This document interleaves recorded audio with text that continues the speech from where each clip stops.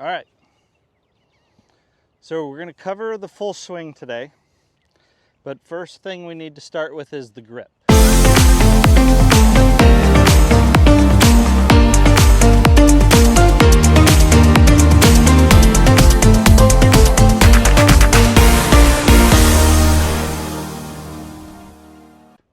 Up until now, we've been doing putting, chipping, pitching. The grip can be a little bit more personal with those strokes. They're very short. Now we're getting the club to move more around our body, so we need to make sure we have the most efficient control of the club head as possible, and that starts with putting our hands on the club. How we grip it is going to allow our body to move naturally, but also allow us to control where the club face is all at the same time. So think of the club like you would your leg. Okay, you have the shaft, you have the sole of the club, the toe, and the heel. So the first thing we're going to do, we're going to hold the club with our right hand on the steel with the toe of the club pointed back at you. All right, now you're going to take your left hand, and when you lay your grip in your hands, it's going to be more up where the fingers meet the palm of your hand. Okay? Just like that. And you're going to wrap your fingers around it.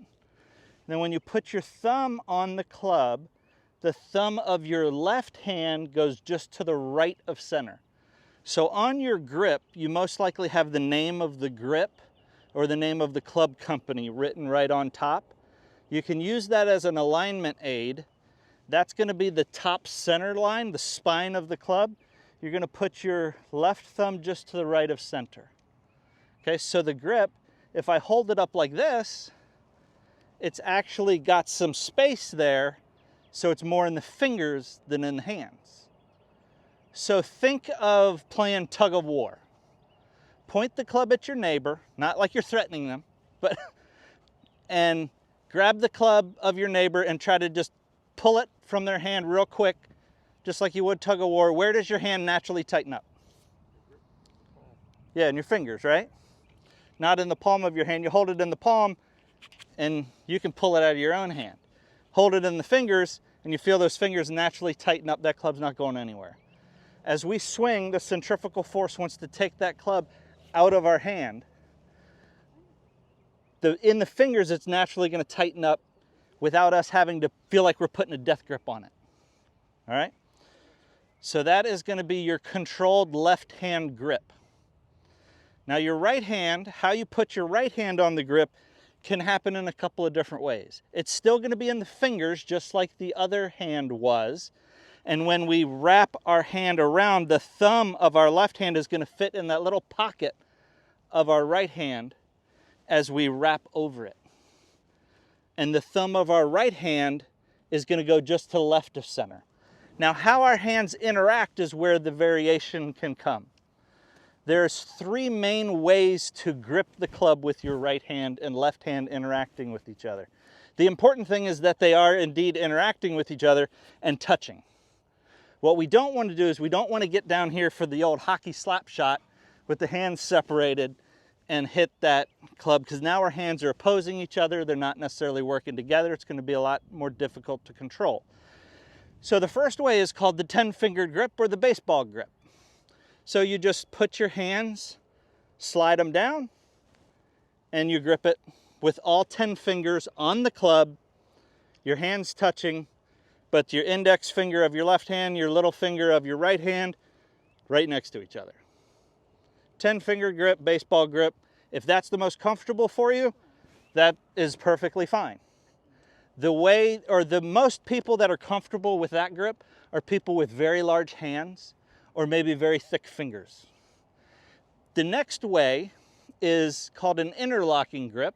We take the index finger of our left hand and point it out.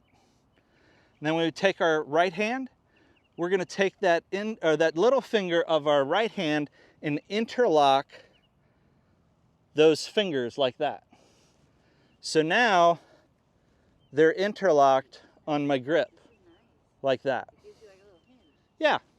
So when you, again, in the fingers, and when you wrap that right hand, the thumb is right in the pocket of that hand, and the right thumb is just to the left of center.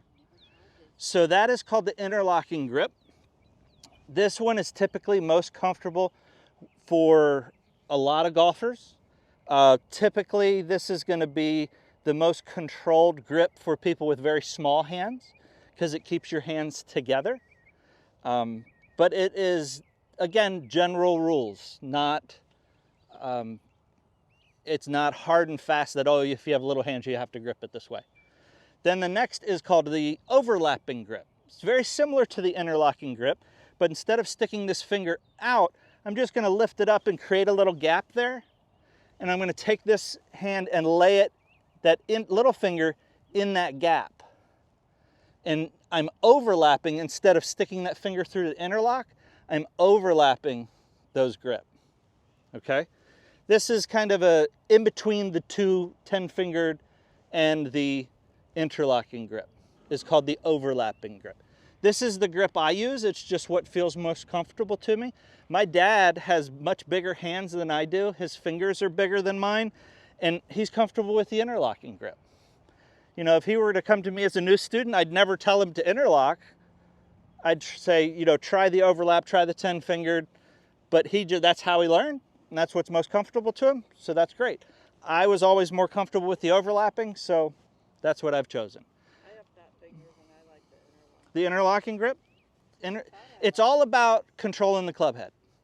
So however you grip the club, you want to stick with that type of grip. Now, as you're learning the golf game, as a beginning golfer, it's important, we're trying to build consistency, so it's important to stick with that grip. As you're learning, unless your hands start to hurt, and that's hurting from the movement together, not hurting from your hands are just sore because you're hitting golf balls and you're building up calluses and those types of things. You want to feel like you're in control and comfort of the club. So let me show you a couple of advantages to having the club oriented like this and our hands on the club in a way that our left thumb is just to the right of center and right thumb is just to the left of center. So stand there and lean the club up against you like this. And I want you to take that right hand and just bring it out in front of you. Okay? Now look at how your hand is oriented like this. Okay? Everybody came out, you didn't think about manipulating your arm, you just brought your hand straight out in front of you, right? As you swing your arms around you, that is where your hand wants to go to. That's its natural position. So we want to put the club, or our hand on the club in that natural position. So when we do that, we bring our hand right out in front of us, that's how our hand falls on the grip, with our thumb just to the left of center. But one other thing that you can notice when you put your right hand on the club there, if you look at it and you were to open up your palm like this, all right, the palm of your hand is facing the same direction as that club face. So now you have a physical key to know where your club face is pointed. By keeping the club in that neutral position, your hands, now your palm is right there facing the same direction as your club face.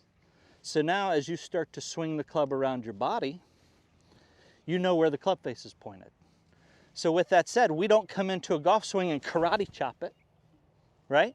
Because if we do that, that club face is pointed to the sky or way to the right.